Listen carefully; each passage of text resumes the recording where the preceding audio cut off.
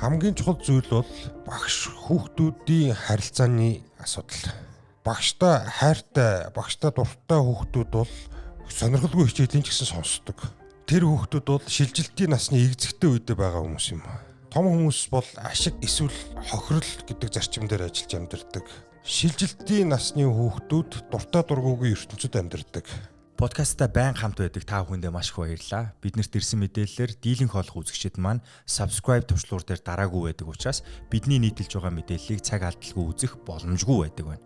Тийм учраас та бүхнийг энэ аялалд маань нэгдэж манай багийн гишүүн болоод төвчлуур дээр дараад subscribe хийгээрэй гэж хүсэх байна.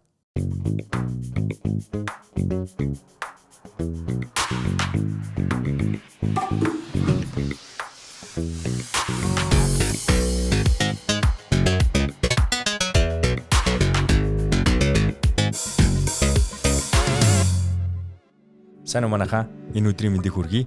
За бид энэ дугаараараа одоогоос нэлээд хэдэн сарын өмнө юм уу?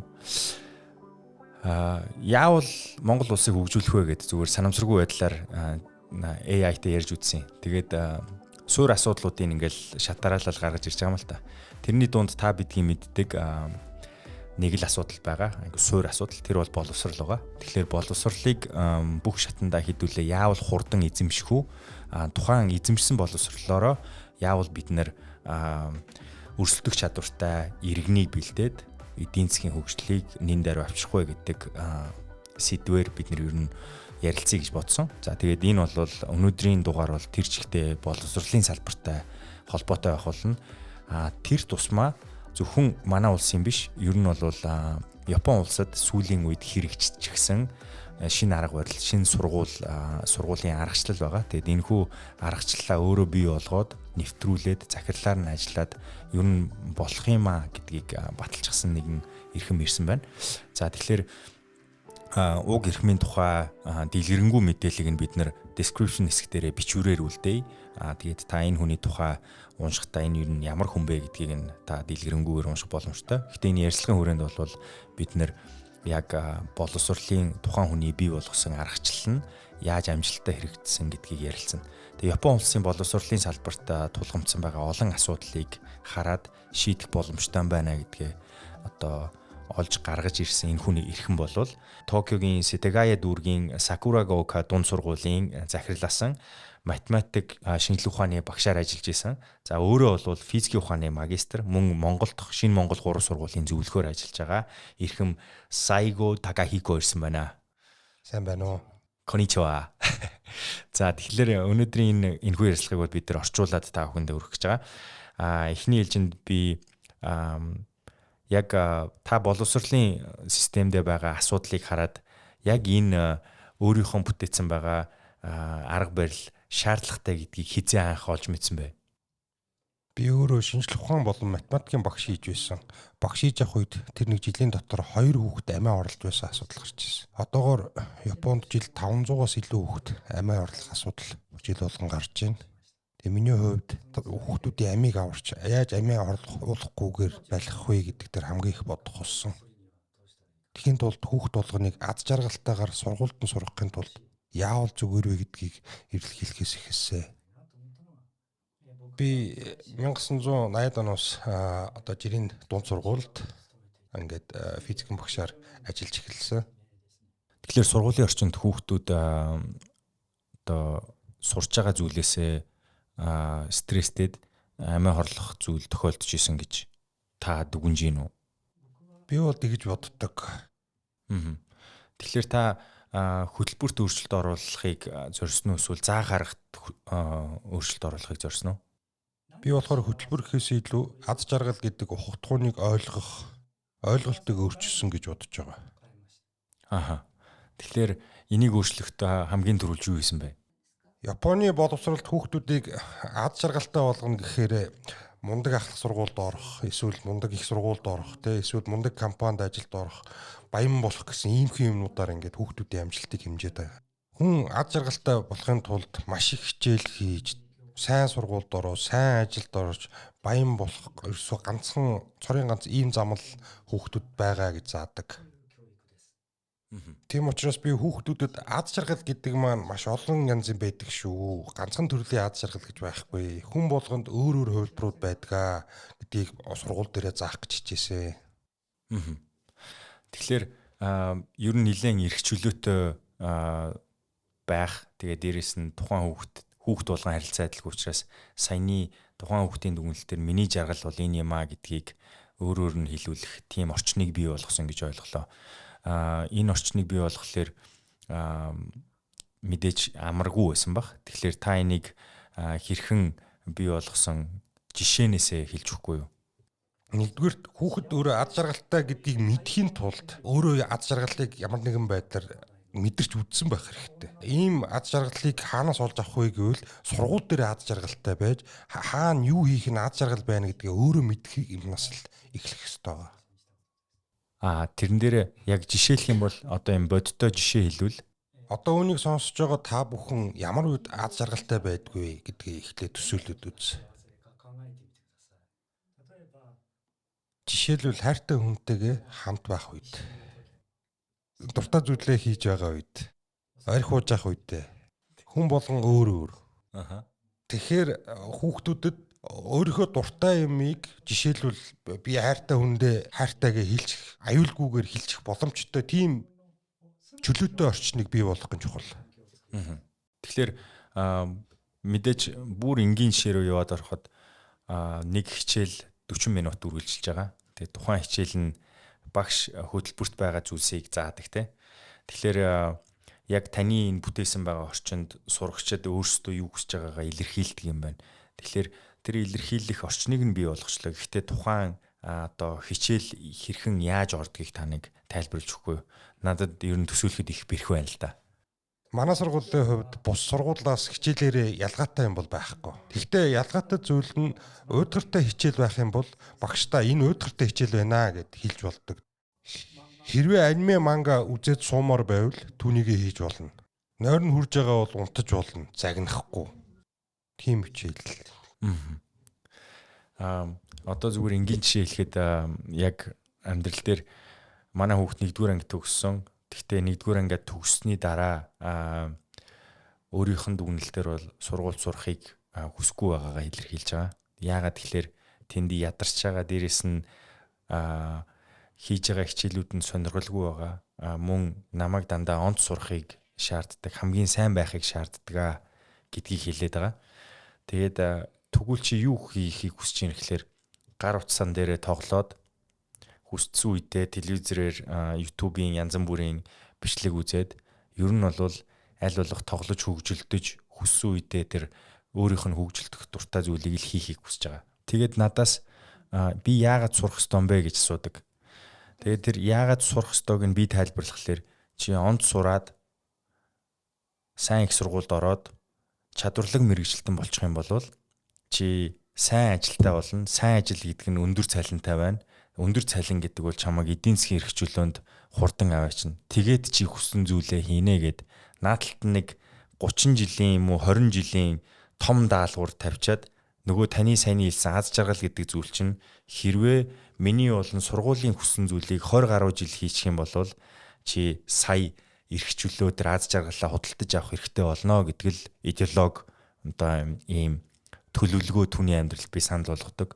Тэрийг сонссон хүүхэд маань үгүй гэж одоо би тэгмээргүй байна гэдэг зүйлийг хэлдэг. Тэр үед нь би юу гэж хэлэхээ мэддэггүй. Та надад заагаад өгөхгүй юу гэж хэлхийг. Японд бол нэг ангид дунджаар 1-2 хүүхэд би сургуульд явахгүй гэдэг сонголтыг бүр чин сэтгэлээсээ хэлээд яаж ч ятгаад явдггүй хүүхдүүд байна. Эдгээр хүүхдүүд нэг сургуульд дор хаяж 30 хүүхд сургуульдаа явж чадахгүй, явах хүсэлгүй болцсон гэсэн үг. Тэгэхээр Японд жилдээ 1 сая хүүхэд сургуульдаа явахгүй байна. Сургуульд явмааргүй байна гэдгээсээ шалтгаалж бас амиа хорлох асуудал байна. Тэгэхээр хүүхдээ амьд байлгахгүй сургуульд явуулах уу гэдэг сонголтыг хийх тохиолдол гардаг гэсэн үг. Тэрийг бол эцэг эхчүүд маань өөрсдөө хийх хэрэгтэй болно тэр сонголтыг. Тэгэхээр одоо дээр үе шиг сургуульд яваагүй бол мэдлэгээс хоцорно гэдэг юм бол байхгүй болцоо. Бүх мэдлэгийг өөрөө яг системтэйгээр сурах юм бол онлайнаар гэртээ бүрэн авах боломжтой болцоо. Тэгэхээр яг үгээр ганцаараа гэртээ байгаад байхаар нийгмээс тусгаарлагдчих учраас одоо Японд free school гэдэг нэртэй сургуулиуд бий болсон. Сургуульд явж чадахгүй байгаа хүүхдүүд явдаг тийм сургуулиуд гэсэн үг. Тэр free school-д болохоор хүүхдүүд очиод хүүхдүүдтэй тоглоод нийгэмшээд найзтай болдог. Харин хичээдээ болохоор онлайнаар гэртээ өөрөө судалцдаг. Тийм хүүхдүүд бас их байна. Америк, Австрал гээд том газар нутагтай орнууд сургуульд явах боломжгүй газар амьдарч байгаа хүүхдүүд ч гэсэн байгаа. Тийм улс орнуудад гэртээ магадлан итгэмжлээд гэр сургууль хийх явах боломжтой тийм тогтолцоо бий болцсон байгаа. Одоо Японд ч бас тэрний араас сүүлийн үед ийм гэр сургууль homeschool нэлээд орж ирж байна гэж харж байгаа. Японд ч гэсэн байн 24 цаг шахуу ухаалаг уцаараа тоглоом тоглодог хүүхдүүд зөндөө байна. Том хүмүүс архинд донтдог шиг хүүхдүүд бас тоглоомд донтож болдог. Том хүнд донтолтын эмчилгээ шаардлагатай байдаг шиг хүүхдэд бас донтолтын эмчилгээ шаардлагатай болно гэсэн үг. Тэр донтолтын суурийг ухаад үзэхээр гар утсандаа биш цаана нь байдаг түгшүүр сэтгэл зүйн аюулгүй биш мэдрэмжийг авсан айдас байдаг. Том хүмүүс тэр айдас түгшүүрээ арилгахын тулд арх уудаг шиг хүүхдүүд ч бас тоглоомоо тоглож байгаа нь тэр айдсаа мартах үгүй болгохын тулд донтоод байгаа юм. Тэгэхээр тухайн тэр хүүхдэд ямар түгшүүр айдас байгаад байна гэдгийг гол нь олж мэдээд тэр айдас түгшүүрийг нь байхгүй болгох орчныг нь бүрдүүлэх нь чухал юм. Жирийн эцэг эхчүүд бол үүнийг хийх хэцүү. Сургуулийн дээрх мэргэжлийн хүмүүс л хийвэл зүгээр. Би жишээ нь танаа охинтой 7 хоног орчим хамт байгаад сайтар ажиглах юм бол асуудлыг ерөөхдөө нь ойлгох бах. Хүнд ер нь хүүхд насандаа л хийхгүй бол болохгүй тийм чухал цаг үе гэж байдаг. Би бол од гариг ирэх сарах дуртай тийм хүүхд байсан. Тэгээд том дуран авахлахыг маш их хүсдэг байсан ч надад худалдаж авч өгөх хүн байгаагүй. Тэгээд анх удаа ажилд ороод анхныхаа цалингаараа од хардаг дуран авсан. Тэр том болсон үедээ нөгөө дурангаараа оддоо харах үедээ юу гэж бодсон бэ гэхээр надад жоохон байхад байсан тэр их хүсэл эрмэлзэл маань байхгүй болсон байсан. Тэгэхээр хүүхд байхдаа хийхгүй бол болохгүй зүйлүүд байдیں۔ Зөвхөн хичээл хийгээд байх ч бас болохгүй. Одоо хиймэр байгаа зүйлийг одоо л хийхгүй бол болохгүй.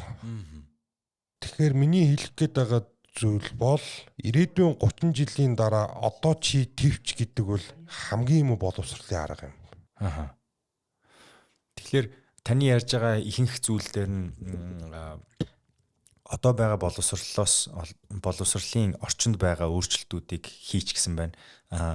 Багш нарт нь одоо энийг удирдах явж байгаа багш нарын хувьд та ямар аргачлалаар тэднийг заадаг вэ? Одоо манайхыг үзэж байгаа багш нар магадгүй өөрсдийнхөө ажил мэргэжилд шууд хэрэглэж болох үз тийм аргачлалуудаас та зааж өгвөл. Хиймэр байгаа юмаа хийгээд амжилтанд хүрсэн, бүтлгүүцсэн, бага насн дээр дурцаа зүйлөө аль болох олон удаа хийж чадсан хүүхдүүд ирээдүйд жаргалтай байд юм байна гэдэг нь олон судалгаа байдаг.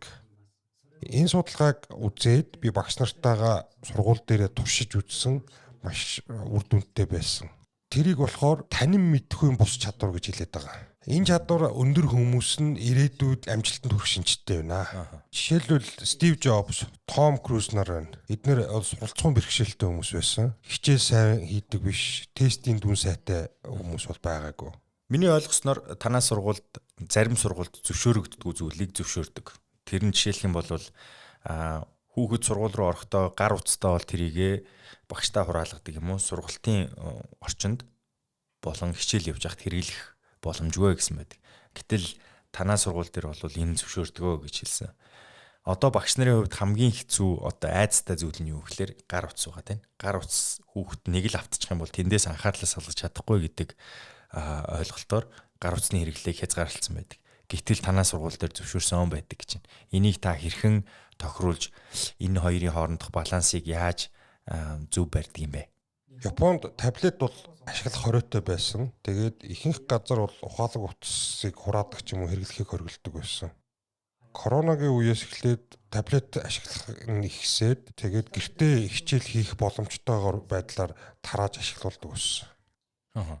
Тийм болохоор одоо бол Японд бага дунд ахлах сургуулийн хүүхдүүд бол бүгд өөрийн гэсэн таблет юм уу компьютертэй болцсон байгаа. Миний харж байгаагаар бол шаардлагагүй хүүхдэд таблет, смартфон бол хэрэггүй гэж бодож байна. Коронагийн үед бол хүүхдүүд гэрээсээ ажиллах хэрэгтэй байсан учраас таблет бол хэрэгтэй байсан. Одоо сургууль энгийн байдлаар сургууль дээр хичээлдэг болсон үед бол таблет ашиглана гэдэг бол бид дэмждэггүй. Таблетыг ашиглах зайлшгүй шаардлагатай хүүхдүүд бас бий. Ямар хүүхдүүд таблет шаардлагатай вэ гэвэл дислексиатай ч юм уу те чихвчээр бүгдийг сонсож сурдаг. Тийм ном сурах бичгээ уншиж чаддгүй тийм хүүхдүүдэд шаардлагатай болоод байгаа. Тэр хүүхд оюуны хоцрогдолтой юм уншиж чадахгүй байгаа юм биш. Зүгээр л нүднийх нь асуудал байгаа. Тэр үед бол том хүн хамт хичээлдэн суугаад хичээлийг уншиж өгдөг байсан ийм хүүхдүүдэд. Одоо харин хичээлийг нь PDF болгоод тэрийг уншиж өгдөг тийм програмууд байдаг болцсон. Тэгэхээр тийм хүүхдэд таблет жишээ нь зайлшгүй шаардлагатай учраас ийм шаардлагатай хүүхдүүд нь бол ашиглаж исэн дээрээ. Нөгөөдөөр өөрт нь дэмжлэг шаардлагатай гэдгийг мэдэхгүй явж байдаг хүүхдүүд ч гэсэн зөндөө байдаг. Манай сургууль дээр жишээ нь дислексиатай хүүхдийг ганцаараа ашиглаа гэх юм бол бусад хүүхдүүд барьцах учраас би бүх хүүхдүүдийг таблет ашиглаж болно шүү гэдэг. Таблет шаардлагагүй хүүхдүүд хэсэг ашиглаж байгаа тэгээд явандаа залхаад болчдөг болвол яг хэрэгтэй хүүхдүүд нь бол таблет байхгүй бол хичээл хийж чадахгүй гэдгийг ойлгодог. Тэгэхээр одоо таны ярьж байгаа зүйлийг дотроо төсөөлөд бодглохлоор сургуулийн орчин нэг ангийг аваад үзэхлээр за нэг манад бол 30-аас 40 хүүхэд нэг дор сууж байгаа. Магадгүй Японд бол нэг 20 орчим хүүхэд нэг ангид байдаг баг. Монголынхоор жишээ аваад үзэхэд бид нэр 30-аас 40 хүүхдийг нэг орчинд байлгана гэдэг бол саяных шиг юм эрхчлөө өгсөн орчинд бол тэнд замбраагүй байдал үүснэ гэж бид нар боддог. Тэгээ ихэвчлэн тэр замбраагүй байдлыг багш нар яаж дарддаг вөхлөөр уураар буюу хатуу аргаар дарддаг. Тэгээ яг иймэрхүү нөхцөл байдал үүсгэхэд та нарын гаргадаг хандлага юу вэ? Японы сургуулиуд ихэнх нь бол монгол шиг баха. Уурдаа загнаад чимээгүй болгодог. Манай Сакурагава дунд сургууль бол тийм биш ээ. Таблетаа ашиглаад хүүхдүүд чиний хичээлийг сонсохуйч тийм сонирхолтой хичээл заагаач гэж багш нартай хэлдэг. Үнэхээр сонирхолтой байгаад байвал утсаа оролдоод ийш тийш анхаарлан сарниад явахгүй шүү дээ. Тоглоод сууж идэг тийм сонирхолгүй хичээлийг бол орох шаардлагагүй. Түрүү манай сургуульд унтаж болдог гэж хэлсэн. Гэтэ боддоор бол манад унтдаг хүүхэд нэгч байдгүй. Хичээл нь сонирхолтой учраас. Сонирхолтой хичээл байвал унтах мантай сонирхол суун шүү дээ. Ойлголоо. Яг одоо таны хэлж байгаа үнэхээр батлагдсан зүйл учраас одоо хэдийн миний ой танд буухгүй яг ингээд тийм болохоор зүйл юм шиг санагдахгүй байгаа ч гэсэн таны хийцэн байгаа зүйл аль хэзээний батлагдсан учраас би танд итгэхээс өөр аргаалгаа. Хамгийн чухал зүйл бол багш хүүхдүүдийн харилцааны асуудал. Багштай хайртай, багштай дуртай хүүхдүүд бол сонирхолгүй хичээлийн ч гэсэн сонсдог. Тэр хүүхдүүд бол шилжилтийн насны эгзэгтэй үедээ байгаа хүмүүс юм. Том хүмүүс бол ашиг эсвэл хохирол гэдэг зарчим дээр ажиллаж амьдардаг. Шилжилтийн насны хүүхдүүд дуртай дургүйгийн ертөнцид амьдардаг. Дуртай багшийнхаа хичээлийг сонсдог. Таблет, смартфоноор тоглох гэсэн асуудал байхгүй болчдөг. Та жишээ нь үнэхээр хайртай хүнтэйгээ хамт байхдаа юм ярьж байхдаа гар утсаараа оролдохгүй үсттэй. Тийм харилцаатай болж байна гэсэн үг юм. Миний мэдэх Япон бол маш тийм ёс зүй одоо мораль амар өндөртэй хүмүүс байдаг. Тэгээд тэрийг бол ахуйн заадаг болов уу гэж би тааж байгаа. Тэгэхээр сургуулийн орчин таны хэлж байгаа шиг ийм эрх чөлөөг эрхэмлсэн тухайн хүүхэд нь өөрөө үнэхээр тэр төвн байж чаддаг ийм сургалтын орчныг бий болгоцсон байна. Харин ахуйд нь байгаа аав ээж нарын хувьд танаа сургуульд хүүхдээ өгсөний араас одоо ямар даалгаврыг сургуулийн зүгээс аваад хүүхдтэйгээ хэрхэн харилцаж хандлага дээр нь оролцдог вэ? Манай сургуулийн хувьд бол яг тэр хавьд амьдардаг орон нутгийнхан эсвэл эцэг эхчүүд нь бидний хувьд бол партнер хамтран ажиллагч болж байдаг. Хизээж сургууль дээр ирж болдог, танилцаж болдог, хичээл дээр орж сууж болдог, надтай хамт цай уугаа сууж болсон ч чөлөөтэй нээлттэй байдаг. Сургууль ганцаараа хизээж хүүхдийг хүмүүжүүлж чадахгүй. Гэр бүл болон тухайн орон нутгийн иргэдийн тэр оролцоо бол хүүхдийн хүмүүжил маш чухал байдаг. Сургуулийн багш нар эцэг эхчүүдийг маш хүндэлж харцдаг. Эцэг эхчүүд маань бас сургуулийг маш сайхан хүндэлж хамтарч ажилладаг. Ямар жижиг асуудал байсан гэсэн хамтдаа шийдээд явдаг. Яг л нэг гэр бүл шиг гэсэн үг. Та багш нараа хэрхэн урамшуулдаг вэ? Багш хүний хувьд хамгийн аз жаргалтай цаг юу байдаг вэ гэхээр хичээлээс гадуур хүүхдүүдтэйгээ ярилцаж харилцаж байгаа ийм цагууд байдаг. Яг үүндээ бол хичээлээс гадуурх цаг бол хамгийн сонирхолтой. Жишээлбэл хичээлийн дараа хүүхдүүдтэй ярьж суудаг ч юм уу, дугуулын секц маягаар хамтдаа юм хийдэг ч юм уу, алдан бус энэ харилцаанууд нь маш чухал байдаг. Би болохоор панк банд гэд хөгжим заадаг байсан. Тэгэхээр салин бол авахгүй. Тэгэхдээ багш нар маань хүүхдүүдтэй хайртай учраас хүүхдүүдээс урам авч хүүхдүүдтэйгээ хамт байх гэж цаг гаргах гэж ийм хийдэг байсан. Би тэрнтэйгээ ижилхэн эцэг эхчүүдийг бас сургуулийн зүгээс урамшуулдаг тийм механизм байдаг болов уу гэж сонирхох гэсэн. Ер нь бол хүнийг үнэлнэ гэдэг чинь бол жоохон бүтлэн муутай байдаг шүү дээ. Жишээ нь бол би захирлын хувьд бол C гэдэг үнэлгээ авах бах. Яагаад гэвэл би боловсролын газраас инт тэг гэсэн зүйлийг ерөөсөө хийдэггүй байсан. Миний цалин хүртэл буруулдаг байсан. Тэр надад бол ерөөсөө ямар ч хамаа байхгүй. Яг боддоор бол хүүхдүүд маань жаргалтай бөгөөд сайн сурдаг, хинч амиа хорлыг гэж боддгоо тийм сургуулийг бүтээсэн. Миний аз жаргал бол үнэлгээ авах биш ээ. Хүүхдүүд аз жаргалтайгаар өдөр болгон сургууль дээрээ ирж байгаа нь надад өөртөө хүнэлгээ. Гэхдээ би захирлын хувьд багш нарыгаа үнэлэхээс өөр аргагүй болдог. Багш нартаа уулд нь бол бүгдд нь өгчмөр байдаг. Үнэлэх ёстой болохоор л тэр үнэлгээг хийж байгаа. Тэрнээс багш нараа үнэлгээний төлөө ажиллана гэдэг нь өөрөө утгагүй байгаа. Тэгэхээр сургуулийн хөтөлбөрийг эзэмсэн үгүйг шалгасан шалгалт явдаг уу, явдаггүй юу? Бичгийн шалгалтаар авдаг хичээл байдаг ч гэсэн бас чадварын шалгаад авдаг хичээлүүд байдаг. Эрен бэлтгэв гэсэн үг үү? Яг үнэндээ бол ах сургуульд орох ёстой учраас дүн жагсааж тавих ёстой байгаа юм. Тэнгүүд би бол хувьдаа дүн жагсааж тавих дурггүй. Гэхдээ энэ маань бол цаанаасаа бол жагсаалт гарах шаардлагатай байдаг. Гэхдээ энэ маань бол хүүхдүүдийн бодит үнэлгээ бол сурлага нь бол биш ээ. Хүүхдүүдэд энэ дүн өөр мэдэгддэг юу? Мэдэгддэг. Гэхдээ ер нь бол энэ дүрм үнэлгээ бол чухал биш гэдгийг аль хэзээний хүүхдүүд ойлгоцсон байдаг бахна. Ойлгуулгүй яах вэ? Тэгэхээр зүгээр ажиглалтаар таны ажиллаж явах явцад харсан ер нь хүүхдүүдийн аз жаргалын тодорхойлолт нь юу байна? Хүүхдүүд тухайн үедээ сурч боловсрож явах үедээ юу гэлөө чухал гэж харж байна? Тэр бол ангиасаа шалтгаалаад өөр байдаг. Та жишээ болгоод хэлвэл 7 дугаар ангийн хүүхдүүдэд юу нь аз жаргалтай вэ? Аз жаргал гэж юу вэ гэж асуухаар ер нь бол баян болох, хайртай хүнтэйгээ суух, том байшинд амьдрах гэх мэтчлэн иймэрхүү байдлаар тодорхойлж ирсэн. 8 дугаар ангидаа орохороо дуртай юмаа хийх, тоглоом юм уу, хичээлээ хийж гинэ гэдэг чинь өөрөө аз жаргал гэж ойлгодог болсон байсан.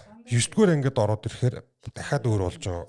Хүн туслах, хүнд хэрэгтэй байх, хүн талархаж чадна гэдэг зэрэг нь аз жаргал болдог. Тэгэхээр аз жаргалын тодорхойлтууд маань бол анги дээшлэх тусмаа өөр болоод ирж байна гэсэн үг. Шалтгаан нь гэвэл багш нар маань байнга хүүхдүүдээс аз жаргал гэж юу вэ? Яавал чи аз жаргалтай болох вэ гэж байнга асуугаад хүүхдүүд маань тэрний хариултыг бодож явдаг учраас одоо хандлагаас нь харахад хүүхдүүд маань ер нь аз жаргал гэдгийн тодорхойлтыг бүрэн гүйцэд аваад төгсдгүү. Эсвэл энэ угаасаа аз жаргалыг хайх урт хугацааны аялал гэдэг ойлголттой дуустдаггүй. Тэр бол өхөн хөвтлээ бодох ёстой асуулт юм байна гэж бодоод л төгсөж байна да. Би бол дал гарсан хүн. Миний хувьд бол аз жаргал гэдэг бол өөх гэж байхдаа ямар гоё аз жаргалтай үргэлж хөгжилтэй амьдрч явдаа гэж бодоод өөх нь байна. Ер нь сүүлийн үед яг яах гэж амьдарч байгаагаа ойлгох саяны одоо асуулттай аз жаргал гэдэг бол тухайн мөч байдаг учраас тийм удаан үргэлжилдэг зүйл биш гэж ойлгоод байгаа. Тэгээ яг амьдралын зорилгыг нь тодорхойлоход сургууль ямар одоо оролцоо хийдэг юм бол тэгээ Харвардын судалгаагаар бол хүн нэг 3 зүйлийг л ерөнхийдөө хүсэж байна гэж. Нэг нь бол хөрөнгө мөнгө, эдийн засгийн хувьд хараат бус байхыг хүсэж байгаа. Нөгөөх нь эрүүл байхыг, нөгөөх нь ер нь бол оюунлаг, ухаантай тийм нийтлэн боловсрсон байхыг ерөнхийдөө туйлын хүсдэг юм байна гэдэг судалгаанд хүрсэн байсан. Тэгэхээр сургууль өөрийнхөө хүүхдийг аваад эхлэл цэгээсээ төгсгөл хүртлээ явж явахын хөтөлбөрийнхээ хүрээнд тухайн хүүхдийн амьдралын зорилго нь юу вэ? Тухай ихэр оролцож хайж олоход нь тус болдог бол. Аз жаргалыг тодорхойлох нь бол сургуулийн ажил биш байж магадгүй. Миний бодлоор бол энэ эдийн засгийн асуудал гэхээсээ илүү шашин юм уу философийн асуудал гэж боддог. Ер нь бол мөнгөтэй хамаагүй гээр аз жаргал бол байж болдог. Заавал мөнгө байх албагүй гэдгийг ойлгуулах нь сургуулийн хамгийн том үүрэг юм. Жишээ нь Японд нэг ийм хэрэг болж исэн. Хөгжлийн бэрхшээлтэй иргэдийн асрамжийн газар болж исэн хэрэг байгаа. Тэр төв дээр болохоор хөдөлж чаддаггүй, ярьж чаддаггүй, босч чаддаггүй ийм хүмүүс байдаг байсан. Тэнд ажиллаж исэн нэг хүн маань ийм хүнд чирэггүй хүмүүс юу амьдрах шаардлагагүй гэд ийм хэрэг хийсэн. Ажиллаж хийж чаддаггүй, биеийн хөдөлдөггүй, юм ч ярьж чадахгүй ийм олон хүнийг татварын мөнгө үрээд тижээгээд байхад нь хүнд чирэггүй юм байна гэж үзээд ийм хэрэг хийсэн байгаа юм. Энэ нийгэмд ямар ч хэрэггүй юм чинь энэ хүмүүсийг алъя гэд 19 хүнийг алж исэн ийм хэрэг гарсан. Миний бодлоор энэ хүмүүс үнэхээр энэ хорвоод амьдрах хэрэггүй хүмүүс юм уу? Амьдрах үнц нь байхгүй юм уу гэдгийг ингээд гэж бодож байгаа хүн болов энэ аллах хийсэн хүн маань ийм имийг сургууль дээр сурч авсан болж таарах гэдэг юм. Сургууль дээр хичээл хийхгүй бол болохгүй. Хүн туслах хэрэгтэй. Нийгэмд хэрэгтэй хүн байх хэрэгтэй. Үр дүнтэй ажил хийх хэрэгтэй. Тийм биш бол чи хүн биш шүү гэдэг ийм одоо мессежийг авч ингэж том хүн болсон байж таарах гэдэг. Энэ хэрэг болсон үеэр би 3 хоног хоол идэж чадаагүй. Энийг сонсоод үнэхээр гүн шоконд орсон. Энэ хүнийг бий болгосон нь миний ажиллаж байгаа боловсролын систем шүү дээ. Хүн гэдэг бол амьд байхдаа л үн цэнтэй юм шүү гэдгийг зааж чаддаг сургуулийг бий болгох ёстой юм байна гэдгийг маш хүчтэй бодсон. Мөнгө юм уу амжилт гэдэг нь хүний үн цэнийг тодорхойлдог юм биш ээ. Амьд байх нь өөрөө хүний үн цэн юм шүү гэдгийг л хүн бодлоонд ойлгуулмаар. Сакурагава дунд сургуулийн бүх хүүхдүүд өөрөө өөртөө маш хайртай хүүхдүүд байдаг. Хичээл хийж чадахгүй байсан ч гэсэн, биеийн тамир хийж чадахгүй байсан ч гэсэн, спорт тоглож чадахгүй байсан ч гэсэн өөртөө хайртай байж чаддаг. Цаашдаа ийм боловсролыг бүх сургууль өгдөг байгаасай гэж хүсч мөрөөдөж явж байна. Би яг энэ саяны өгүүлбэр өнөөдрийн агуулгыг хангалттай хүргэсэн байх гэж би хувьдаа дүгнэж байна. Тэгээд яаж хэрхэн юугаар гэд аргачлалууд нь бол мэдээж өнөөдөр бүрэн гүйц та бүхэнд хүрэхэд бол тийм тохиромжтой биш баг. Гэхдээ миний дүгнэлтээр бид нэр хүүхдүүдээ аз жаргалтай байлгахыг л туйлын хүсдэг шүү дээ. Гэхдээ яагаад заавал өөрсдийнх нь хүслийг үл тоомсорлож зовоох замаар сүултэн жаргана гэдэг тохиролцоо хийж сургах ёстой гэж сурж явах үедээ ч гэсэн хүүхдүүд өөрсдөндөө амьдралдаа нэн чухал зүйлсийг хандлагыг сураад давхар хөтөлбөрөө сурах тийм боломж байгаа гэдгийг харуулсан гоё түүх байлаа. Тэгээд энэ түүх нэлээд урт том түүх байгаа. Тэгээд би өнөөдөр яг энэ хүрээд энэ түүхийн энэ хэсгийг нь өндөрлөе гэж шийдлээ. Маш их баярлалаа. Энэ хүртэл үзсэн та бүхэнд би зүгээр нэмж хэлэхэд төдийлөн өдөр болгон сонсогддгүү зүйл 10 жилийн бидний хэлтгэр ерөнхий боловсролын сургуулийн хүүхдүүд амийг үтгдэг, өөрсдийнхөө амийг үтгдэг тоо өнгөрсөн жилд 700 гаруй бүртгэгдсэн гэж Японы статистикаас харж болох юм байна л да. Тэгээ энэ бол яаж тэр асуудлыг шийдэх үү гэдэг сэтлэр анх бий болгосон сургалтын хөтөлбөр тэрнийг олон жил багшлах хугацаанд сургууль удирдах хугацаанд заагаад батлаад ер нь бол хүүхдийг ийм аргачлалаар хүүхдэд эрх чөлөө өгөх аргачлалаар сургах нь зүйтэй юм байна гэдгийг нотолсон, баталсан хүний яриа. Тэгээд манай өнөөдрийн Монголд бий болсон байгаа сургалтын орчинтой шууд харьцуулаад ижлэхэн дүгнэлт хийж болохгүй ч гэсэн нийгмийнхаа хувьд, эдийн засгийнхаа хувьд, хүний боловсролын хувьд олон жилийн урд явж байгаа Япон улсаас ирсэн зочны хувьд тэмдэх асуудлыг шийдсэн аргачлал нь бол энэ байлаа. Гэхдээ бидний өнөөдөр горилоод явж байгаа ирээдүй бол мэдээж саяны энэ Япон улсын эрхмийн өөрийнх нь туулсан асуудлууд дүүрэн тэр нийгэм байгаа. Тэгэхээр бид нэр сургалтын хөтөлбөрийг бодохдоо дээрэс нь хүүхдээ сургах, хүүхдээ дараагийн одоо үүсэж байгаа нийгэмд бэлэн иргэн бүтээхийн тулд бид нэр аав ээж нар, ах эгч нар, сургагч багш нар энэ нийгмийг бүрдүүлж байгаа эсхийнхний бидний өнцгөөс харах нэг зүйл нь үнэхээр бид хүүхдтэй аз жаргалтай байх тэр орчныг нь сургалтын орчныг нь бий болгож чадж гин үгүй юу? Аав ээжийн зүгээс ч гэсэн тэр оролцоог бий болгож чадж гин үү? Нэрэл нэг онц сураатах, сайн сургуульд ороодох, дээрээс нь сайн ажилтай болоодох, доктор сурвалжтай ажиллаадах гэдэл зүйлсийг бид нэр хүүхдээсээ шаарддаг.